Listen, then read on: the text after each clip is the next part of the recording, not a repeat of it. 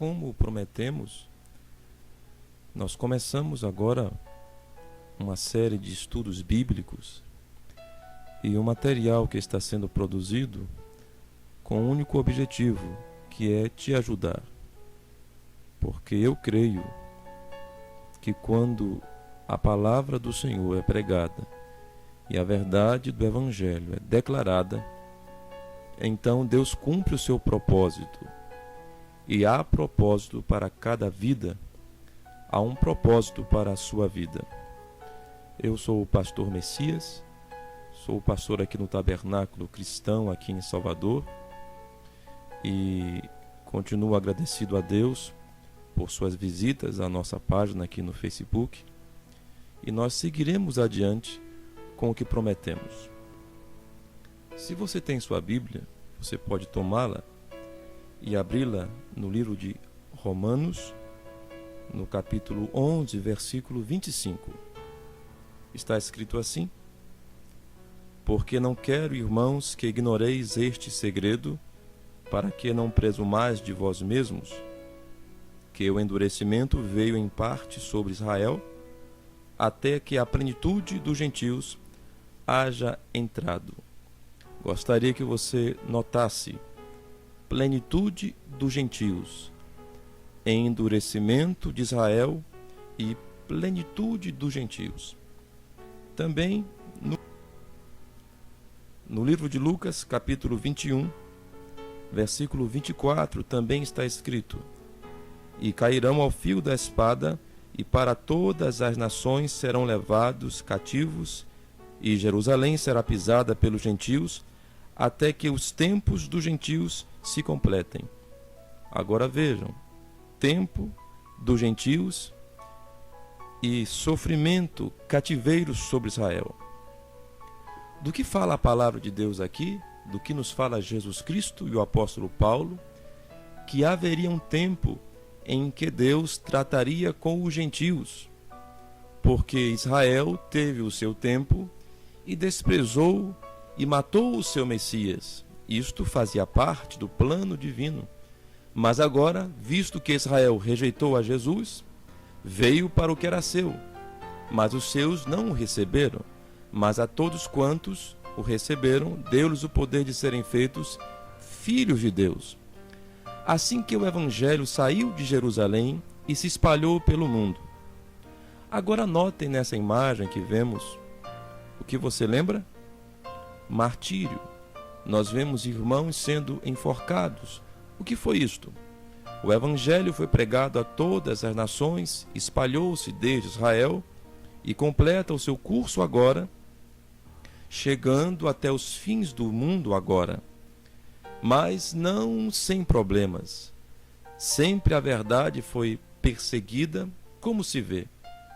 Na verdade, essa gravura trata do assassinato de um homem chamado Savonarola. Ele foi enforcado. Talvez você nunca ouviu falar sobre este nome, Savonarola, na verdade, Jerônimo Savonarola. Ele era um clérigo católico, ele era um padre, ei-lo aqui.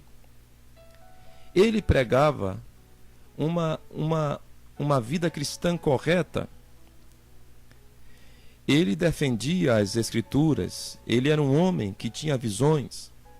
Certa vez ele estava entrando numa feira livre e Deus o tomou em visões e ele sentiu-se condenado juntamente com o povo por seus pecados. Ele realizou ali na Itália, em Roma, um grande avivamento. E ele foi perseguido por causa disto. Ele se tornou um grande inimigo de Roma por defender a verdade e pregar contra os abusos de Roma.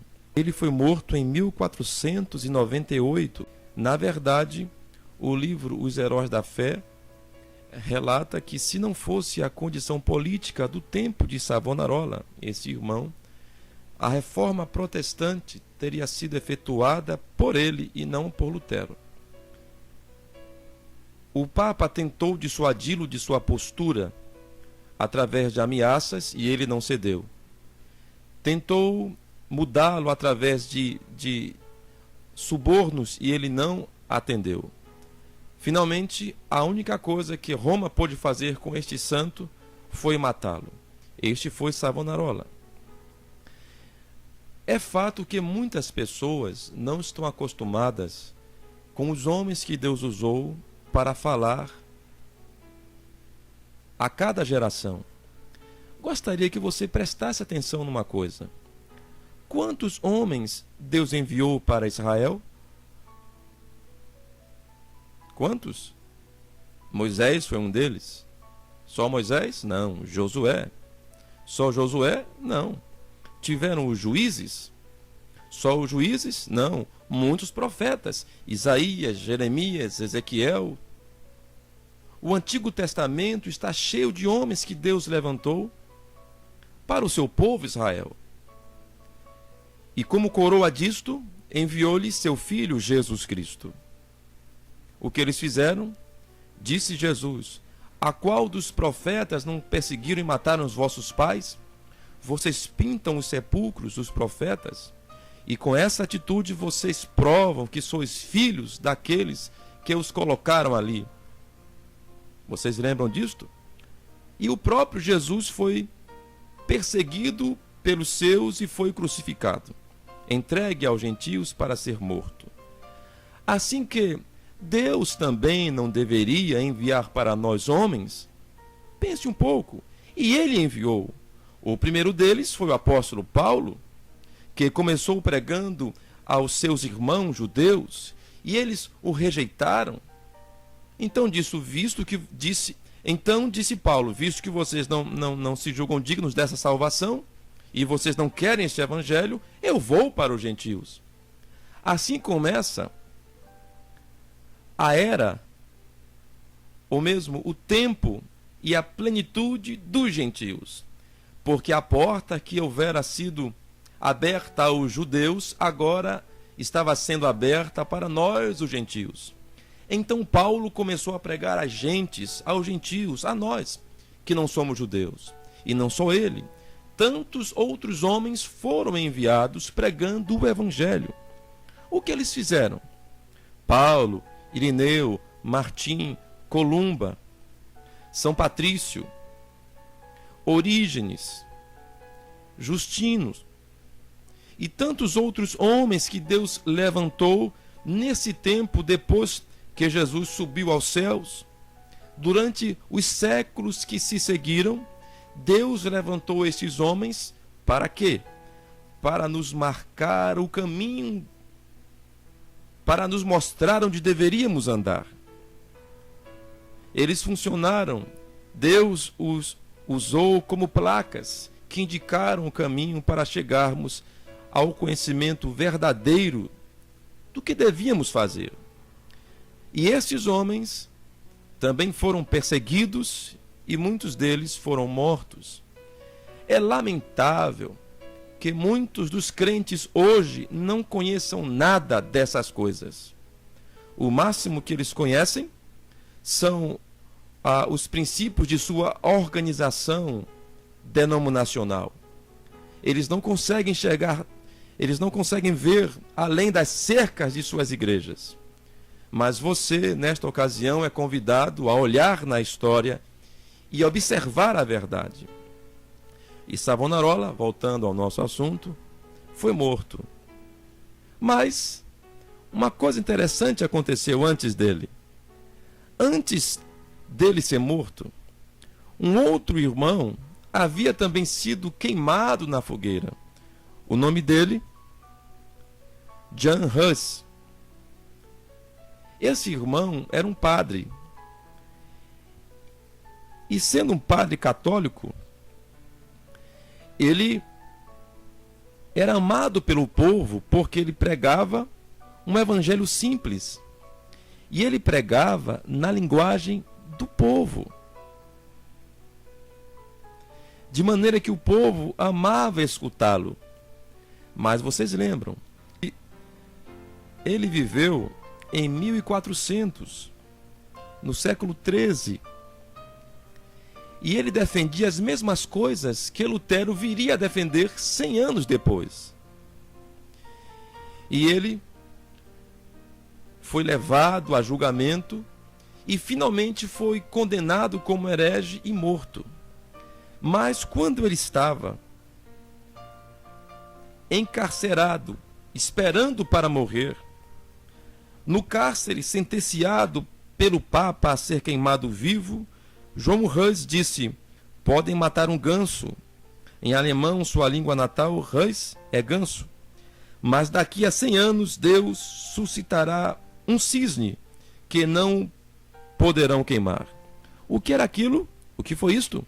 Uma profecia, pois 102 anos depois, na história do mundo, um fato inédito aconteceu. Martinho Lutero, em 1517, ele prega na porta da capela do castelo em Wittenberg as 95 teses, o documento que seria o mais lido da história do mundo, e começa então a Reforma Protestante. E é sobre esse Martinho Lutero que eu desejo falar por uns minutos a você. Martinho Lutero, muitos conhecem este nome, mas o que muitos não sabem é que ele foi um homem levantado por Deus e estava previsto na Bíblia que em dado momento apareceria um ministério como este de Martinho Lutero, um reformador. O que ele queria? Ele era um monge agostiniano, era um homem católico, e ele nunca teve a intenção de dividir a Igreja Católica. O que ele queria é reformar, pelo que ele foi considerado como o Reis saxão, ou como o Reis da Alemanha, como um herege. Todavia, o que ele desejava era ver a sua amada igreja livre de erros. Não é o que nós desejamos também agora? Se este não é o momento em que temos tantos erros para ser corrigidos na igreja, é este o momento. O que acontece? Nós precisamos de um outro Martinho Lutero que tenha coragem de declarar o erro da igreja. O problema é que nos dias de Lutero nós tínhamos uma igreja católica. Mas hoje não temos só a igreja católica, nós temos as suas filhas protestantes. Porque Martinho Lutero nunca teve a intenção de dividir a igreja católica. Lutero morreu tentando reformar, mas os seus seguidores então se tornaram protestantes, fazendo parte desse cisma. Mas na verdade Lutero sempre quis a reforma da igreja, porque um cristão autêntico nunca crerá num sistema de homens, ele nunca crerá em uma denominação, ele crerá nas Santas Escrituras. E eu pergunto a você, quando foi que Deus dividiu o seu povo? Jesus mesmo disse a Pedro: tu és Pedro, e sobre esta pedra edificarei a minha igreja, e as portas do inferno não prevalecerão contra ela. No livro dos Mártires, John Foxe comenta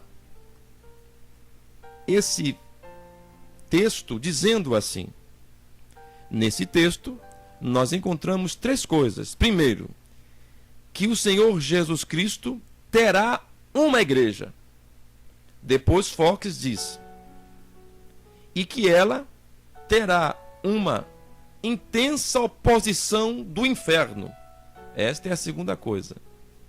E a terceira coisa, disse Foxe, ela permaneceria, porque está escrito: e as portas do inferno não prevalecerão contra ela.